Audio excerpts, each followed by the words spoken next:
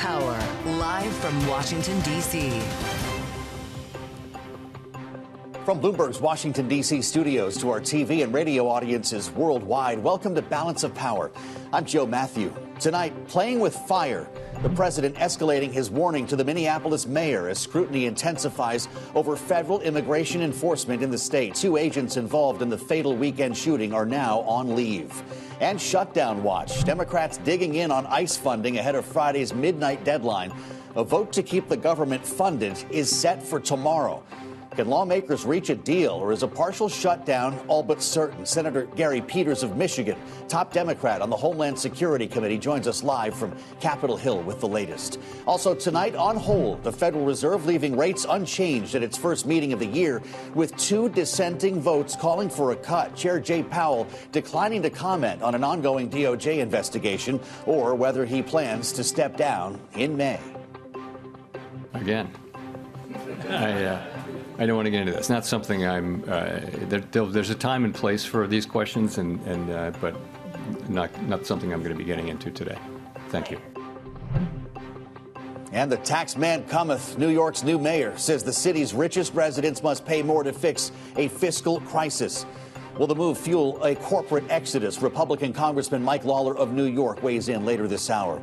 But we begin this evening with the flurry of tech earnings after the bell. It's a busy after-hours session with our first look now at Mag 7 results from the last quarter, including reports from Meta and Tesla, both rising in extended trades, along with IBM and Microsoft down sharply after posting record spending on AI hardware. Joining us now to break it all down is Bloomberg tech host Ed Ludlow, joining us live from San Francisco. What's got your attention first, Ed? Yeah, let's start with Tesla, and that was the surprise story. Tesla has made a $2 billion investment into Elon Musk's other company, xAI, his AI company. Tesla did that by buying preferred stock through xAI's recent Series E funding round. But the reason that is a surprise, Joe, is you'll remember back in November, as part of the proposed $1 trillion compensation package for Musk, there was a non-binding resolution for shareholders to vote on whether Tesla would do that or not. And many shareholders abstained from voting on that resolution altogether.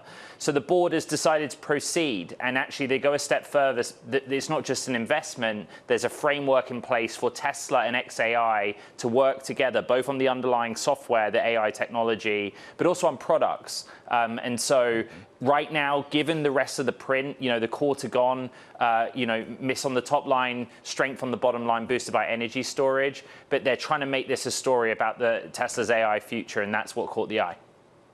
Yeah, nice reward after hours so far. Looks like up about 3%. Meta also being treated quite nicely with a 9% bump here. Ed, what's going on with Microsoft? Now the poster child for what everybody worries about, too much spending and slow cloud growth. Not necessarily too much spending, but the formula is correct as you have it. Microsoft's cloud unit, Azure, had top-line growth of 38%. That did meet estimates, but the bar's incredibly high, and it also represents a slowing pace of growth than they've seen in recent quarters. Capital expenditures for the second fiscal quarter ahead of what investors thought, but that's the trade-off, right? Investors want to see commitment to investing in AI infrastructure. Microsoft is the #2 cloud computing name, but also a leader in the field of AI. And really high bars show us very high rates of revenue growth directly from AI. And there wasn't enough in that calculus for investors in this Microsoft print. Well, I know we still need to hear from the likes of NVIDIA, Amazon, Google, Apple when we consider Mag 7. What's it going to feel like tomorrow morning when investors wake up to try to make some decisions when it comes to the AI spend? Did this change the narrative at all? Yeah, it's interesting because, Meta is going one step further than those other names we've just discussed. The call is ongoing, but one of the things that the CFO, Susan Lee, is talking about, for example, is tangible data points about how AI is making them better at the stuff they already do. So, for example, their engineering output is up considerably because of the investment they've already made. Investors love to hit that stuff. But in aggregate, across all those names you mentioned, it just comes down to capital expenditures. Or plus or minus, do they have the revenue growth to show on top of that? I know you've got a lot more to review, Ed. Thank you for spending some time with us. Bloomberg's Ed Ludlow with us live from San Francisco, and you can catch Ed every morning, of course, alongside Caroline Hyde. Bloomberg Tech, 11 a.m. Eastern Time. All this on a Fed day, with the FOMC leaving interest rates unchanged and Chair Powell signaling broad support for that decision despite 2 dissenting votes. Take a listen. Some people did want to cut and dissented, but the committee pretty broadly for holding today. We still have some tension between employment and inflation, but it's less than it was. I think that the upside risks to inflation and the downside risks to inflation have probably both diminished a bit. So, we'll be looking at that. There are different views on the committee, and, we'll find our way forward as the data evolve. Joining us now here in our Washington bureau, a man who was in the room for that news conference, Bloomberg's Michael McKee, joining us live now. Michael, it's great to see you, and thank you. We had 2 dissents, as we just mentioned, Lawler and Myron. The second one, maybe not a surprise. Was the first one auditioning? What was behind this? Well, we're going to find out Friday, maybe. It's very easy to say that Chris Lawler wanted to keep his place in line to be considered for the next Fed chair job. That may be too easy. I mean, Chris has a very good reputation as an economist, and he was one of the first to suggest that we were getting into a situation in the labor market where it needed help and needed to have rates cut. Now, does he still think that? We're expecting Friday he'll put out some kind of a statement that would give the economic rationale for doing this. Very well. This was an interesting day for Jay Powell. I'm sure you thought a lot about what you wanted to ask him. You tried to get to whether he would actually stay beyond May in his post. He clearly walked into that room with a mind to not make news. Would you agree? Oh, definitely. We wondered going in whether he would. We knew he'd talk about policy, but would he talk about the politics? And the questioner before me asked about his statement in reaction to the president and the subpoena against him, and he said, "I'm not going to talk about that anymore." So that left. I was called on next. Left me to do the second part of that question, which is, "Are you going to stay around as a governor?" Yes. Which is the valid question everybody wants to know. But I didn't expect him to really answer it because it gives him leverage over the president to a certain extent to keep this decision to himself for now until the last minute. Well, that brings us to the big decision, of course. We keep hearing the president is going to announce his pick for the next chair imminently. Then, of course, another week goes by. Listen to what he said a little bit earlier today. There was an event celebrating Trump accounts for newborns. Talked about Kevin Hassett. Maybe not so much a possibility. Listen. The director of National Economic Council, a man who's in the news a lot. My only problem is I don't want to lose him. I will tell you that he's working from a big deficit because I don't want to lose him. He's so good. Kevin Hassett. Thank you, Kevin. Thank you, Kevin. It's like part of a stump speech now, telling Kevin Hassett he's not going to get the job. Are you assuming that that's the case? And is he still twisting Scott Bessent's arm? Well, in terms of who the president is going to pick, I would never try to guess what Donald Trump is going to do. So I wouldn't say it rules him out, but it does seem to make it harder. And it certainly can't be any fun for Kevin to hear that. But at this point, we have no idea what the president's going to do. Scott Bessent keeps saying he doesn't want the job. The president keeps saying Scott doesn't want the job. But there are a lot of people who still think that Scott will eventually cave. And that may be why it's taking so long to name somebody. But again, Bessent this afternoon, I guess, told Yahoo News it's going to be another week or so. Yes, apparently. So we continue to wait for why. Nobody quite knows. The president does have time, because Powell is chair until the end of May, and the Senate has shown it can act very quickly if it wants to get somebody confirmed. Well, I can't imagine what Rick Reeder thought when he read the Terminal this morning, a story about his tendency to donate to Democrats. Well, Nikki Haley, Pete Buttigieg, Cory Booker, Jeb, exclamation point. Does the president care? I assume the president cares to a certain extent, but as somebody pointed out today, Donald Trump used to donate to Democrats back in the day. True. And every one of these guys, you could say, he's toast because he contributed. Hassett's toast because of what the president is saying. Waller's toast because he doesn't.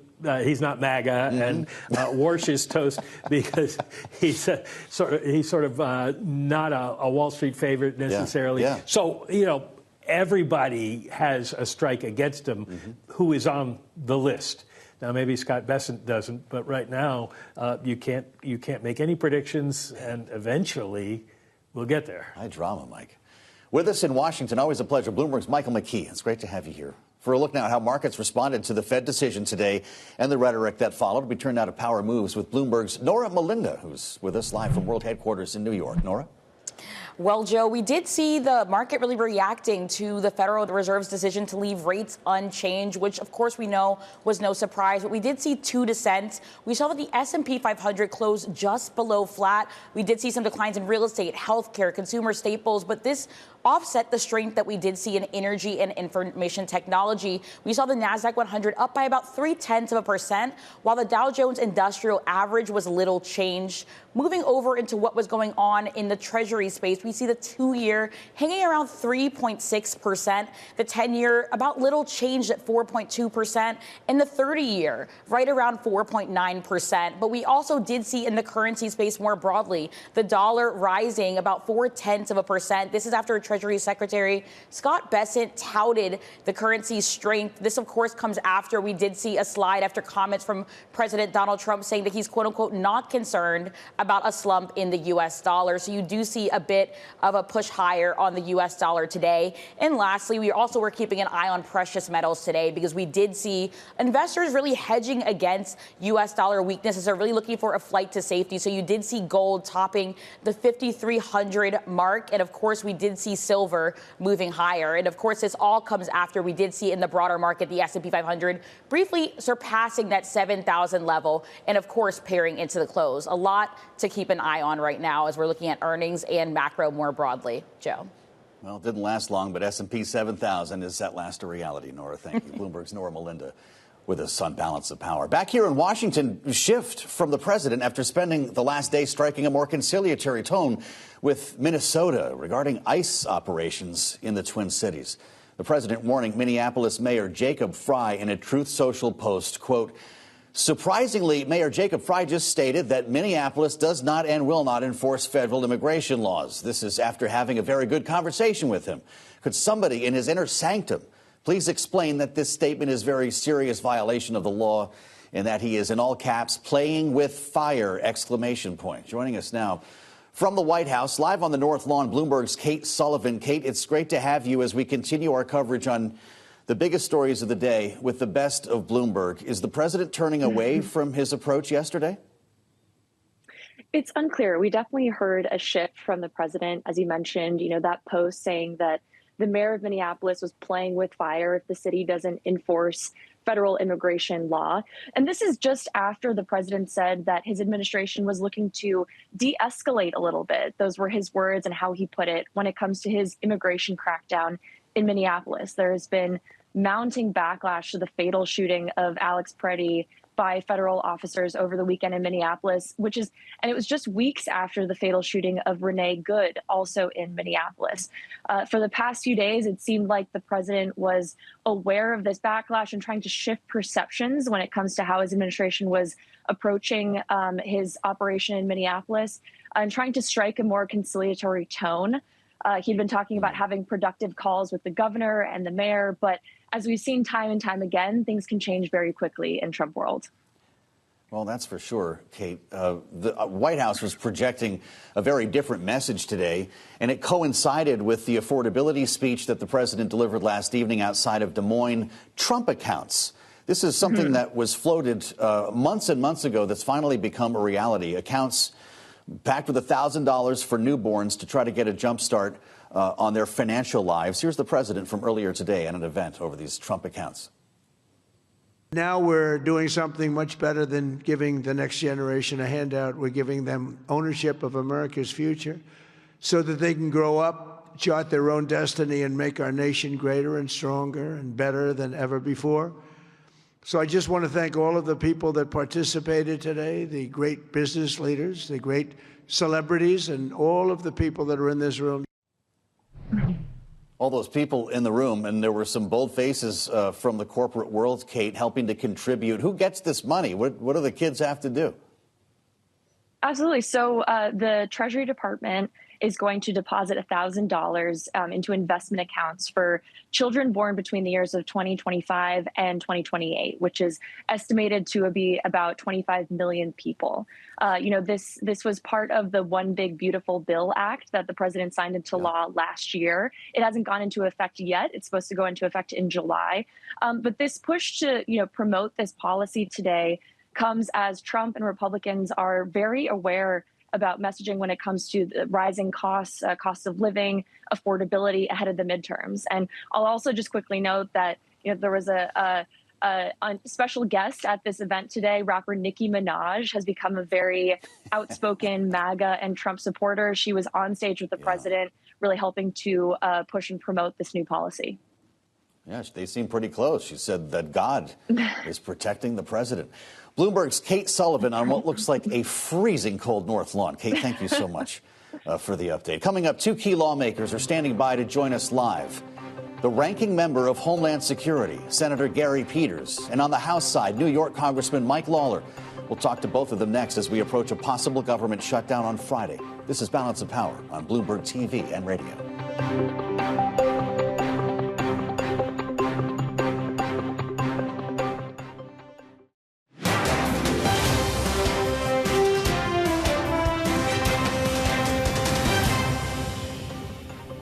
This is Balance of Power on Bloomberg TV and radio. I'm Joe Matthew in Washington. Thanks for coming along. After today's Fed rate decision, Fed Chair Jay Powell responded to questions about the strength of the economy and his future plans for the central bank. Listen. The U.S. economy expanded at a solid pace last year and is coming into 2026 on a firm footing. There was broad support on the committee for holding today. Broad. We will see the effects of tariffs flowing through goods prices, peaking, and then starting to come down, assuming there are no new major tariff increases. I'm wondering what advice you have for whoever your successor might be.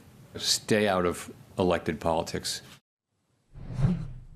That may have been the biggest news. Joining us now with her reaction to today's Fed decision and the conversation that followed, Tiffany Wilding, Managing Director and Economist at PIMCO. Tiffany, it's really great to have you back on Balance of Power.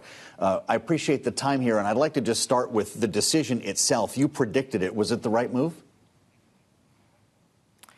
Yeah, I mean, I think it was the down the fairway move, if you will. I mean, I think, despite everything that's going on around us, both foreign and public policy wise, the Fed and Powell's Fed, I think, really has a steady hand on the tiller, the monetary policy tiller here. And the bottom line is the economy is doing just fine.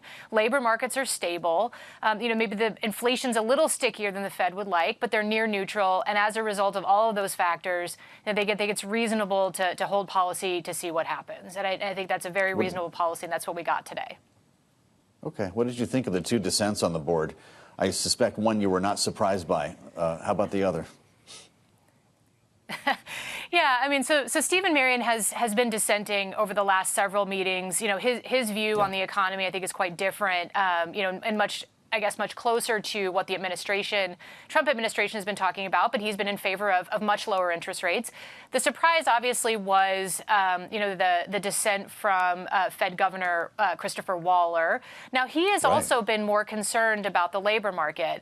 Now, I think there's growing indications that the labor market is stabilizing, and stronger growth should over time help to support the labor market, and gradually improve activity. So it's a bit surprising that Waller would dissent in the context of the incoming data.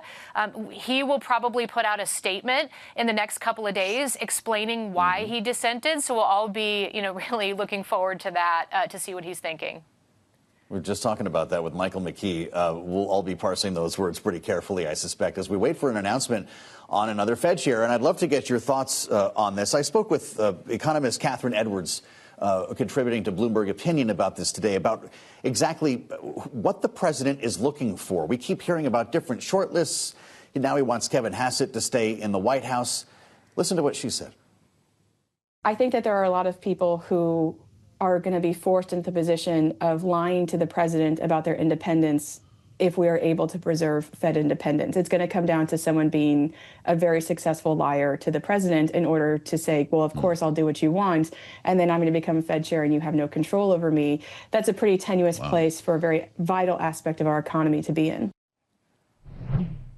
That's some pretty tough rhetoric, obviously, from Catherine Edwards. Tiffany, I wonder how you would describe the candidate that Donald Trump has framed, at least publicly. I guess I think all four candidates that we've seen put forth right now, ultimately, in our minds, won't be able to, materially change, the sort of checks and balances that are embedded in the Fed structure itself and the broader government structure. So the first thing is just to keep in mind, the Senate Banking Committee is a really important gatekeeper for whoever the candidate is, right? I mean, they are ultimately the nomination. And Senator Thom Tillis has come out really in favor of Fed independence. So that's the first sort of check and balance. But the second one is just that whoever the Fed chair is and whatever their policy preference, they will have to have credibility within the institution to get other members of the FOMC and a majority of the other members to agree with him to effectuate that policy. So I think overall that, in terms of the structure of the Fed, no one person, can overly, we would argue can overly, manage monetary policy. And we think that continues. And I think that's why you're seeing the markets price pretty orthodox monetary policy here. I think the markets are now pricing the rate to come down to 3.25%. Understood. I want to ask you about the dollar. It's been an interesting couple of days here. We saw our biggest one-day gain today since November after Scott Bessent cleaned up some of the remarks that we heard from President Trump yesterday that really seemed to spook the market with shades of the Mar-a-Lago Accord. Let's go back a day. Here's what the president said about the dollar and the yo-yo.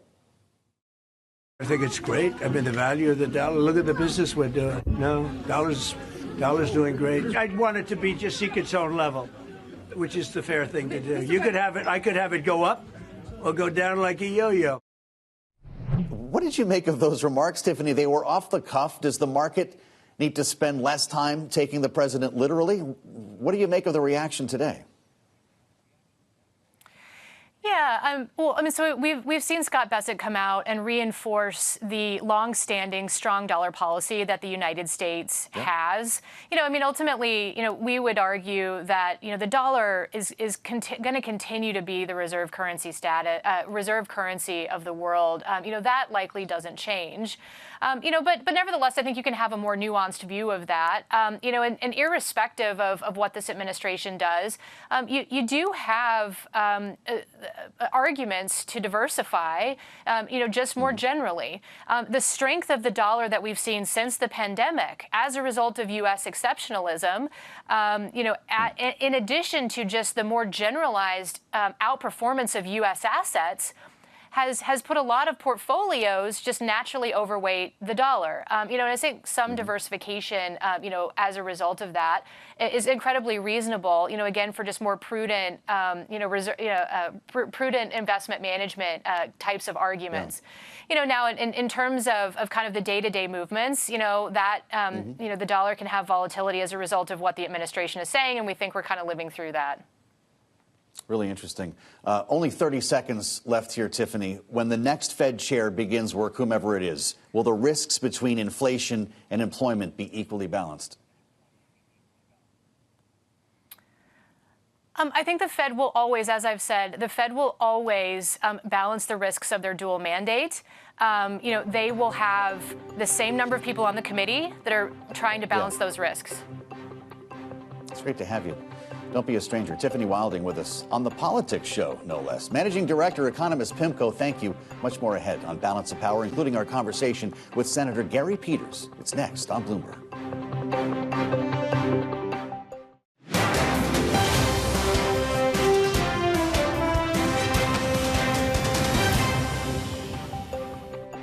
This is Balance of Power on Bloomberg TV and radio. I'm Joe Matthew in Washington.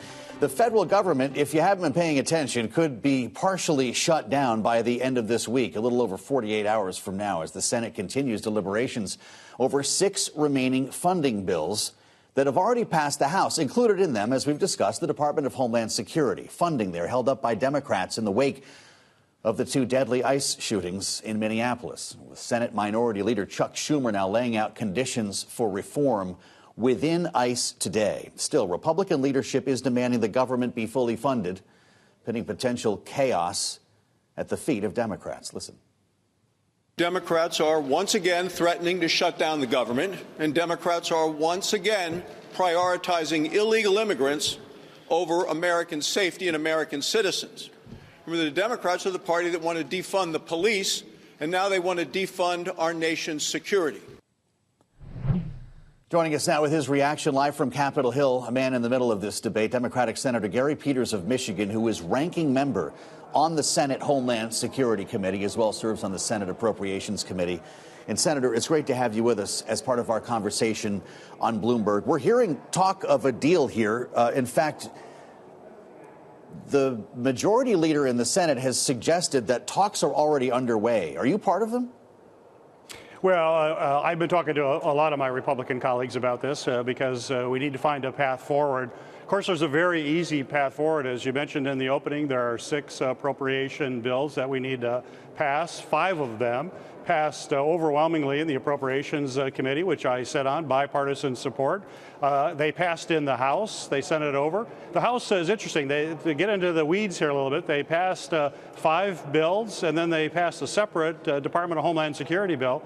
But then they attached the Homeland Security to the others and sent them to the Senate. And all Democrats, all we're saying is, let's have a vote on the 5 bills that we all agree on. It funds 95% of government, Department of Defense, labor, health issues. Just let us vote on those. The Republicans have the majority. They control the floor. So if there's a shutdown, it's on them. They haven't offered a vote for us to vote to keep all of the government open.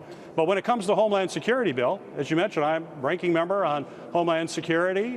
We want to make sure we have guardrails in place so that the agencies that are enforcing the law in our country are providing it in a legal fashion. I mean, we are all horrified and outraged by what we have seen on the streets in Minneapolis and Saturday with Alex Pretti's killing is absolutely outrageous. That should have never happened, and we need to have proper safeguards. And basically the safeguards that we're talking about are the same rules that our local police departments use all across the country. Those rules should also apply to federal officials as well. Our local police do an outstanding job with incredible professionalism, but they're held accountable if things go wrong. They have things also like body cameras, and they also respect the Constitution, that you just can't barrel into someone's house without a judicial warrant. Let's just make sure the federal government has to abide by the same rules that our local community police abide by, and we're ready to move forward. Well, it sounds like there are a number of Republicans, maybe a growing number, if I could use that phrase, supporting the very things that you just described. So what do you think of this idea that's been floated, where you vote, strip them apart, vote on all of these bills with the exception of DHS, do a continuing resolution to buy a little bit of time to write up a separate piece of legislation to codify the restrictions you're talking about? Or does it need to be in the spending bill? No, I'm perfectly. In fact, I've been saying from the get-go, let us vote on the 5 bills right now that they can pass. They can pass tonight. If the Republicans put them on the floor now, they'll pass overwhelmingly. The DHS bill will take a little bit of time to work. We have to write that language. My committee will be in the center of that. But you're correct. I have some of my Republican colleagues that are very open to that. So I'm cautiously hopeful we'll be able to get to that. And I know the American people are expecting us to do just that. Do you also want to see a change in leadership at the department itself, Department of Homeland Security? Does Kristi Noem need to leave to get your vote? Well, certainly she's done a horrible job here. There's no question. And the fact that we've had these 2 tragedies is certainly a testament to how badly she's managing that department. But I believe that right now our focus has to be on changing the policies and procedures of Homeland Security, because if someone else comes into that job, they're going to follow the policies and procedures that are in place today, which are inadequate and they're wrong. So really our focus right now has to be on making sure we pass laws in a bipartisan way, which will be necessary, to have the proper safeguards and guardrails in place like our local law enforcement all across the country. That's the first thing we need to do. What if reform came by way of executive action? This is another idea that's been floated. I'm sure that you've been presented with this, and you've probably weighed in on it, Senator. Can President Trump address these concerns through an EO, or does it need to be in legislative form? I think it needs to be in legislative form in the fact that there's a lack of trust throughout the country right now, and not just here on Capitol Hill. And when you look at what DHS did after the horrible killings, the killings that we saw, DHS came back with stories that were just not confirmed by the video. America watched the video. Alex Pretti, the recent killing on the streets of Minneapolis, we watched the video, and yet when you had DHS officials come on the air, it was nothing like what people had seen with their own eyes. The American people are smart. They can look at a video and know exactly what happened, and that just destroyed the trust with DHS. And DHS needs to have the trust of the American people, and the way to do that is to put it into law, put it into statute, and make sure that those policies will actually be followed, because it will be in the law. And if they don't follow it, it gives us a chance to go to court and make sure we enforce those procedures and guardrails necessary to keep Americans safe. Will we see Kristi Noem, Gregory Bovino, and Stephen Miller before your committee? Well, our committee is now going to be having the leaders of several of the Homeland Security folks are coming in. We've got to have the ICE director, the Customs and Border Protection will be in. So we're doing a hearing coming up in just a couple weeks. So that's good news. But we need Kristi Noem there as well. You need to have the secretary. In fact, my committee just sent a letter to her hoping that she will come before Congress. She hasn't come before Congress for months, which is a departure from what we have seen. As long as I've been a senator, secretaries of Homeland Security come onto Capitol Hill and answer the questions that the American people want to have answered. She has not done that for months and months. And now, after these recent incidents, she should be on Capitol Hill as well. We've got folks coming on the 12th. I'd invite her, join them at the hearing, and let's have answers to the questions that every American wants answered. Do you think she'll still be secretary by then? We don't know. I'm not sure what she'll be. That'll be up to President Trump. But if I were President Trump, I would be extremely upset with the performance that he has seen from his secretary. And certainly we'll wait to see what happens. I'd like to ask you, before you leave us, about the investigation. The president says he wants a full independent investigation of the killing of Alex Pretti. What is the process for that investigation? Will the committee have any insights into this? Well, we're looking at how we would write that. Certainly, we want to have independent investigation. Traditionally, usually the FBI is involved. It's not going to be the Department of Homeland Security. But we may look at other options as well. You know, you think about local law enforcement. In my state of Michigan, if there's a shooting in a local department, the department doesn't investigate that. It's actually the state police that does that investigation. So it's removed from the department. You need to have that kind of independence in order to make sure we get to the truth of what happens in these cases that we've seen and in potential cases in the future. I just have to ask you quickly about the attack, the attempted attack that we saw against Representative Ilhan Omar last evening. I realize it's not in your state, but the report that came out from the Capitol Police showing concerning behavior toward members of Congress and their families and staff, up over 50%, in fact, 57% in the last year. I don't know what this gentleman was trying to do. We're showing some video of this incident last evening in a town hall in Minneapolis, Senator, but it brings us back to the question of whether members of Congress each need their own security detail. What is going on here? Well, we do now have additional resources provided to our office for security. But to your point, there's no question that the threats that are being made against elected officials, really at all levels of government, but we're certainly seeing it here in Congress, it's nothing like what has occurred in the past. People can be very angry and unfortunately can also be violent. So it's a very uncertain time for our country. And as a country, we all have to come together, lock arms, and condemn political violence. That's not who we are as Americans. It is not consistent with our values of free expression, but we're in a very dangerous time. He's the ranking member on the Senate Homeland Security Committee, Gary Peters of Michigan. We thank you, sir, for the insights, as always. Coming up, President Trump warning Iran that time is running out for a nuclear deal. We'll talk about it with Wendy Sherman. The former Deputy Secretary of State in the Biden administration is with us next on Balance of Power, only on Bloomberg TV and radio.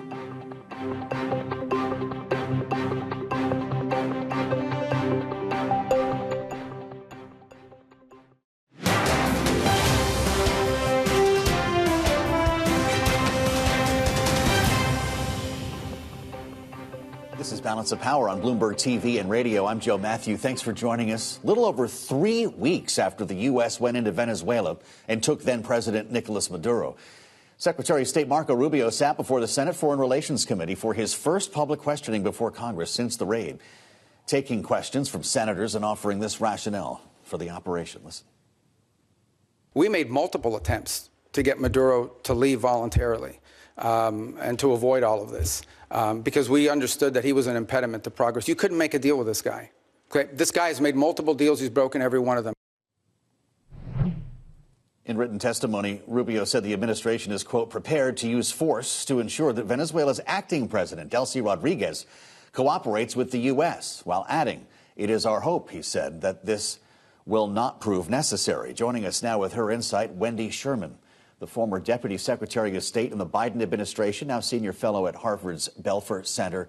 It's great to have you back, Wendy. Were you convinced by the rationale put forward today by the Secretary of State? I was not convinced, Joe. I understand what Secretary Rubio said about the rationale, but originally the rationale for this attack was drugs coming into our country. We saw several strikes on boats. Don't know whether those boats really had criminals on them or not. But nonetheless, as soon as President Trump took action to get Maduro out of the country, it became all about oil. And President Trump, instead of supporting Machado, her party was elected in a free and fair election that Maduro overturned, to come back as president, has gone with the second in command to Maduro, Delcy Rodriguez. And although she originally is cooperating, we don't know how long that will last. There is no day after planning. And that is part of the problem in general with national security and foreign policy with the Trump administration. As we learned in Iraq, shock and awe is terrific, but then there's the day after, and there has to be a real plan that you can execute on and make sure you get where you want to go. We're not very good at regime change, and so Donald Trump has put a lot at risk. Well, it's interesting you mentioned Machado, because it's Iraq that this administration is using as an argument for not eliminating the entire Maduro regime. In fact, Tim Kaine, the senator from Virginia, was asking the Secretary of State about this today. Why is Delcy Rodriguez running this country instead of somebody who was, in fact, preferred and essentially elected in the last election? It was her party, obviously, and a stand-in for her while she was in hiding. But what do you make of this decision by the administration to keep everyone but the head of the snake in place? Well, I think it's not very wise, quite frankly. And this is not Iraq. This is every single one of these cases is sui generis, and you really have to understand the dynamics. And I've been in front of Secretary Rubio when he was a senator many times. And many of the things that he stood for, he seems to have set aside. Yes, we care about the human rights of people in Venezuela. We want them to have democracy. And today he said democracy is an objective, but there doesn't seem to be a path forward to get there. And yes, you want to be careful when you do this. But as I said, we're not very good at doing it and deciding for a country which has a viable opposition and a viable party that won an election to decide for the Venezuelan people that somehow we know better than they do. Well, you know, there's been a lot of question about transparency, about the role that Congress should be playing with regard to war powers here, transparency when it comes to lawmakers. The Secretary was asked about this, and it's interesting because that was his former committee, right? He served with most all of these folks on the Senate Foreign Relations Committee. Now to explain to them why they were not given a heads up. Listen to his rationale. The truth of the matter is that this mission could not have been briefed to Congress because it wasn't even in the realm of possible until very late in December, when all of our efforts to negotiate with Maduro had failed, and the president was finally presented these options and made these decisions. It was also a trigger-based operation. It may never have happened. It required a number of factors to all align at the right place at the right time in a very limited window, and it wasn't even clear if it was ever going to be possible. This appears to be our new reality, Wendy, whether we're blowing up drug boats off Venezuela or taking the president out of his bed at night. Is that good enough a trigger? What did he call it? A trigger-based operation? I don't think it's good enough. There is a mechanism of all of the top leadership of the House and the Senate, very small group, that gets briefed on the most sensitive operations. And they keep it quiet. They keep it secret. This could have been done. The trigger mechanism could have been explained, the conditions that had to be in place. So Congress, in many ways, has really abdicated all of its authority and power to the President of the United States. And we're seeing little of that being taken back, as you just had in your discussion with one of the members of Congress. But it is very unfortunate that we don't have the checks and balances that we need in our society right now to make sure that there are good decisions. And American people are the ones who have to live with all of the consequences of this. You heard from all of the oil company officials that met with the president, led by ExxonMobil, which made the president very unhappy, that they don't see themselves investing in the oil industry in Venezuela, that it would take a very long time, that it's heavy oil, that the return on investment is not great enough. And so what the president is doing here, what he expects to happen here, is very, very uncertain. If oil and an ongoing flow of oil and control of oil is his real objective in this process, or the objective may also be one of Secretary Rubio's longtime objectives, which is regime change in Cuba, trying to stop Venezuelan oil from getting to Cuba, creating an embargo on the needs of the Cuban people, and hoping to create regime change in Cuba as well.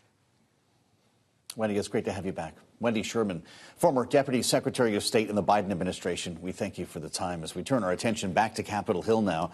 And what appears to be a partial shutdown in the works for the end of this week. Republican Congressman Mike Lawler of New York joins us. He serves on both the House Financial Services Committee and the House Foreign Affairs Committee. And Congressman, it's great to see you. Welcome back. I'm wondering your thoughts on what is about to happen. And I know that you have very passionate thoughts about what take place in Minneapolis over the weekend. We saw your op-ed in the New York Times. Knowing that you need to see some reform when it comes to enforcement, is it worth shutting down the government over? No, I think that is a big mistake. First of all, ICE is funded through 2029.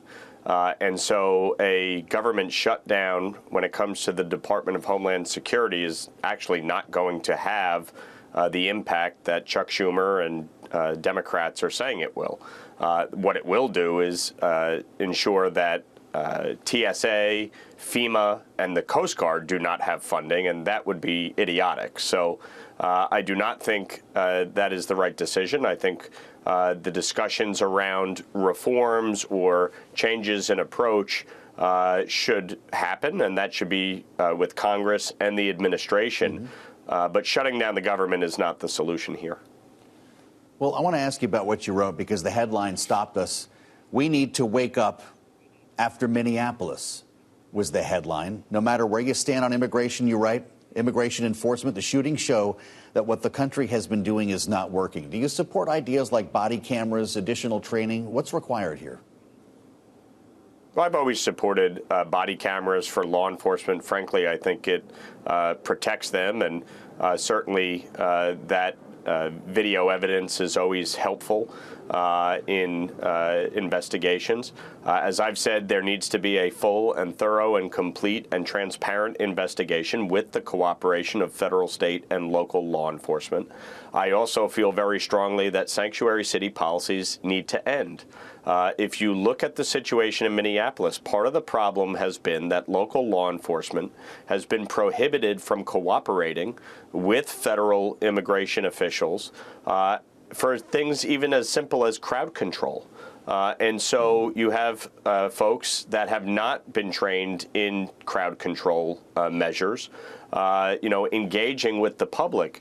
A lot of this could have been avoided. And even the Minneapolis PBA president said that yesterday, that this could have been avoided if they were allowed to cooperate for the purpose of crowd control. So I think there's a lot of reforms that need to take place. I think we need greater cooperation. I think it was important that the president and the governor spoke, and I hope that we can actually get progress on that front.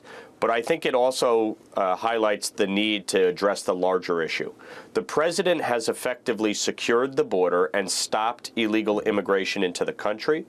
The administration has been proactively deporting criminal aliens, but we need to address the larger immigration issues in this country. The system has not been fixed in 40 years. 40 years, right. 1986. It is time to actually sit down and work through how we address the challenges. You're talking about upwards of 25 million people who are in this country undocumented. You're not going to be able to round them all up and kick them out. So let's actually have an honest, productive conversation about how to fix the larger issue, and then you don't actually need to deal with some of the enforcement issues related to deportation, because you're actually addressing it through some of the larger reforms that need to take place. Well, Congressman, if you're the Republican who wants to grab the third rail of comprehensive immigration reform, we'll be ready to talk to you about that anytime, because God knows we've been down that road and we're going to have to go down it again. In our limited amount of time, though, I want to ask you about the news today coming out of New York City, and who I know is not your preferred mayor, but he is Mayor Mamdani. After you managed to get SALT worked out in your state, he wants higher taxes on the rich, those earning over $1 million, to pay an additional 2%. He says it's a fiscal crisis in New York City. Is it the right move? No, of course not. I mean, New York leads the nation in out-migration for a reason. You see the mass exodus over the last decade with individuals, corporations, the banks, financial institutions, the hedge funds. They're going to Florida. They're going to Texas. And it's a big problem. And now he's, as he said he would, he's proposing, $9 billion worth of tax hikes. And sadly, Kathy Hochul, as they go through the budget process in March, I expect she will capitulate out of fear for a primary. Wow. So do you cut, look at the petitions. If you can't hike taxes, how do you close this gap? They're not going to. Look, the state is facing a $36 billion budget deficit. The city has a budget deficit, which is why he's talking about raising taxes. You know what you never hear from them? About reining in spending. New York State has increased spending by $100 billion in 1 decade, and Kathy Hochul just put out a budget increasing it by $6 billion more. This is not good fiscal management, and it's why people continue to leave New York. And I'm sorry, this is not the right direction. I fought to lift the cap on SALT for a reason. They're going to hit me on Twitter with this video. Congressman, they're going to say he's running. He's running. No, I'm not. I'm running for re-election. But we got to fix New York, for sure. All right, we got it. Congressman, thank you. Republican Congressman Mike Lawler of New York with us to wrap things up. Make sure, by the way, tune in tomorrow, 2:15 p.m. Eastern Time. California Governor Gavin Newsom here in an important interview with Bloomberg Businessweek editor Brad Stone. This is Bloomberg.